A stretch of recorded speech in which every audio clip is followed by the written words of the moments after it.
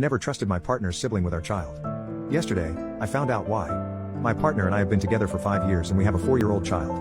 My partner is a lawyer and I am an accountant. This year our child started kindergarten.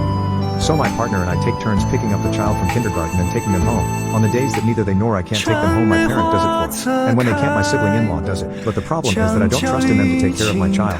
There is why. When my partner and I started dating, they told me that their sibling is a little special because during their adolescence they had a bad experience with their first partner and that, thanks to that, they tend to become a little upset when they hear loud noises or screams. It doesn't help that they don't seek professional help because they believe that therapists are a scam. Due to their past and their experience, it bothers me that my sibling-in-law is sometimes left alone with my child.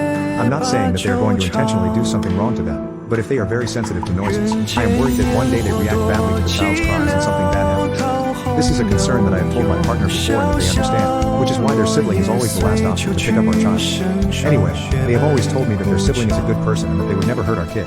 Everything was going well until yesterday. I got home late because it was tax filing time at my company and I see my partner arguing with their sibling in a low voice but in a quite angry tone. I went to look for my child but my partner stopped me. They told me that they are fine, that they are sleeping. I told them that I will still go and greet them but they insisted. Their sibling said a little scared that they better leave now.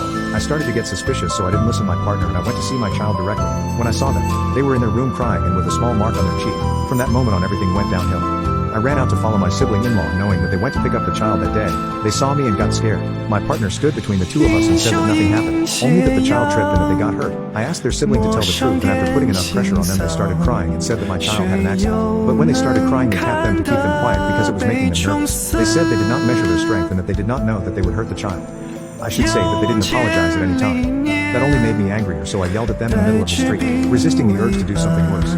In the middle of my anger I told them I'm sorry that your ex treated you the way you didn't deserve. I don't even know how that were the first words that went out of my mouth. After calming down I returned to the house and my partner came back some time later angry with me for what I said. That this was supposed to be a secret. That their sibling didn't know that I knew. That now their sibling is angry with them for going around saying that they had a bad experience in their first relationship.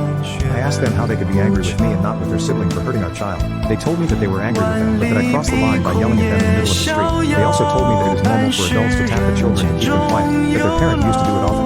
But what I did was very low.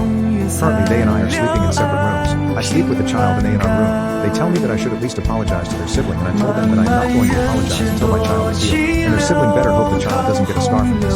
I'm not saying that physical discipline shouldn't be used with children, only in extreme cases like my parents did with me. But tapping a child just for crying because they had an accident seems too harsh to me.